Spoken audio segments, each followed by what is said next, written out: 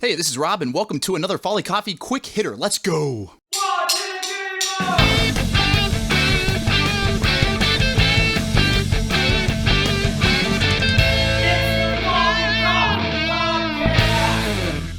Folly Coffee Quick Hitter! Folly Coffee Quick Hitter! Folly Coffee Quick Hitter! Welcome to another Folly Coffee Quick Hitter, a 5 to 7 minute coffee blurb. Not enough to do a full episode, but a question that I get enough of that it warrants talking about in the Quick Hitter. This week's Quick Hitter, well, I shouldn't say this week's because I don't think this will be every week, but this Quick Hitter is all about processing methods because I had a question come up that you said, hey, your house bean right now is a natural Ethiopia. Are your other coffees not all natural? First of all coffees are natural. There are organic and non-organic certified. Anybody who says that our coffees are non-GMO, all coffees are non-GMO. All coffees are non-GMO. Remember that. But processing method is what natural refers to in the coffee world. This was the most confusing to me getting into specialty coffee, so I wanted to do this quick hitter. There are three major processing methods. There are natural coffees, there are washed coffees, and then anywhere in between, usually called pulped natural or honey. I'm seeing honey become a much more popular term.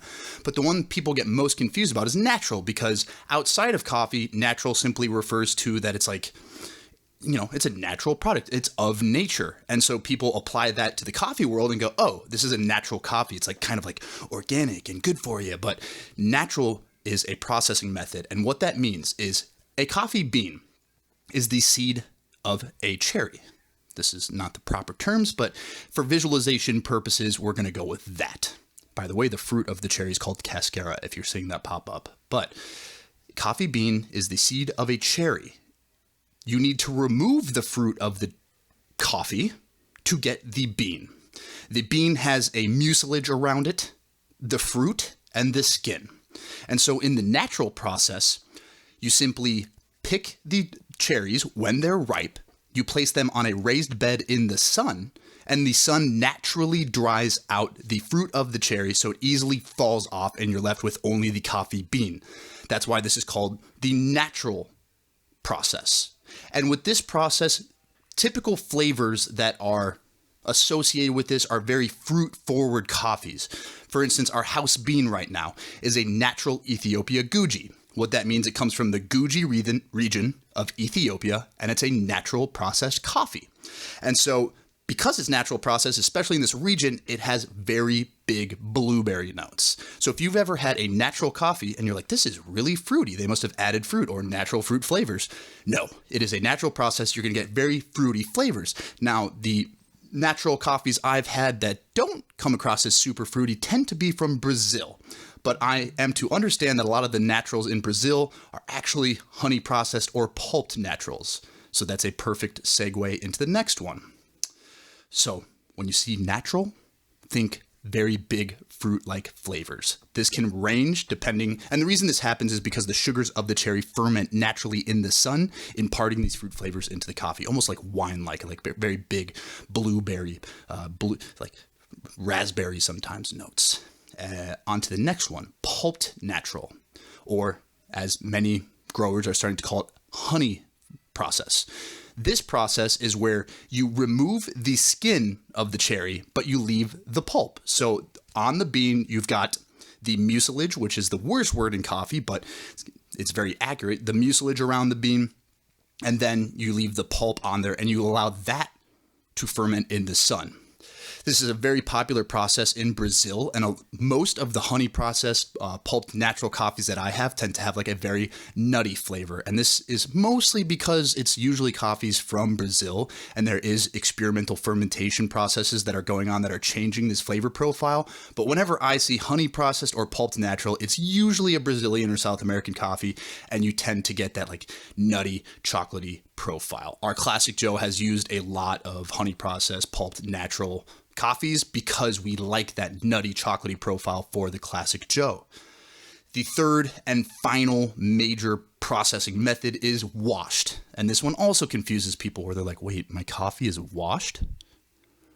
Does that mean that my other coffees are dirty? And again, like natural, it's not like the literal word that you're used to. A washed coffee means that a water mill is used to strip a freshly picked cherry. It's used to strip the skin and the fruit and the pulp and the mucilage off of the bean.